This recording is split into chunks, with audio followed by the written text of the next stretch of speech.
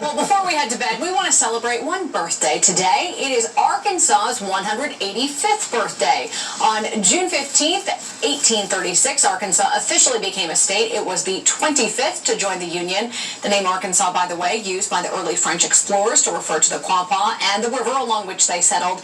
Now more than 3 million people call the natural state home. Well, I did that one that made you look old. Yeah. It was awful. That was awful. Whatever. It was terrible.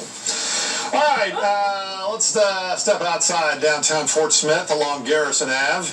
Live look there, and boy, is it hot. Yeah, well, I say that. It doesn't feel as bad as it was last week this time, Garrett. It's still pretty toasty out there. Here's a look at from northwest Arkansas looking to the south. We have mostly clear skies. All the cumulus clouds from earlier in the day have faded. The sunny, summer-like weather is going to keep on right through the end of the week. Will we see changes? Perhaps, but it'll be by the weekend.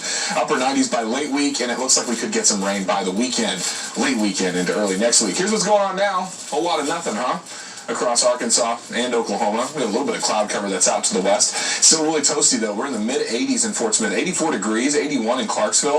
It's also 81 in Bentonville. And with the humidity, it doesn't feel quite as bad as it did several days ago when the humidity was a lot higher. We did get some slightly drier air that worked in. But the heat index going through 10 o'clock is still in the upper 80s, still sticky outside.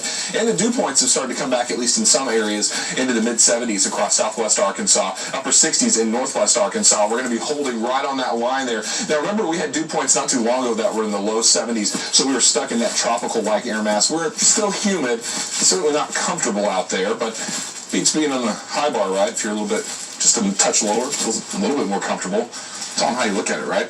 Tomorrow morning is going to start off really warm. We'll be near 70 to start the day, near 90 to end the day. There's a limited chance of a stray shower with peak daytime heating, though most of us are going to stay dry.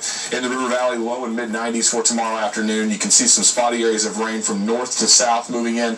We may get peppered with 1 or 2 isolated areas of rainfall, but most of us should stay dry right through Wednesday afternoon and Thursday and Friday. Saturday, clouds move back in. By Sunday evening, we could get a few showers into early next week. Temperatures will tumble, too, with some rain and some cloud cover in the area. So we'll go from those mid-90s into the upper 80s with some rain and thunderstorm chances in the forecast somewhere early next week. And this time of year, because of all the heat, when you get a thunderstorm, it builds up a lot of cold air at the top of the sky. And then that cold air wants to sink. When the updraft falls apart, it sinks down toward the ground, and that usually causes damaging wind. So if we get any storms from here on out, the main risk would be wind damage. But even then, it looks like it's just a sunny summer streak here through the middle of June with highs in the 90s and lows in the 70s. A really big rain chance until Monday. My goodness. It'll be probably Sunday night into Monday before we really see anything. Okay. All right, Garrett, thanks. Well, despite a global pandemic, it was a very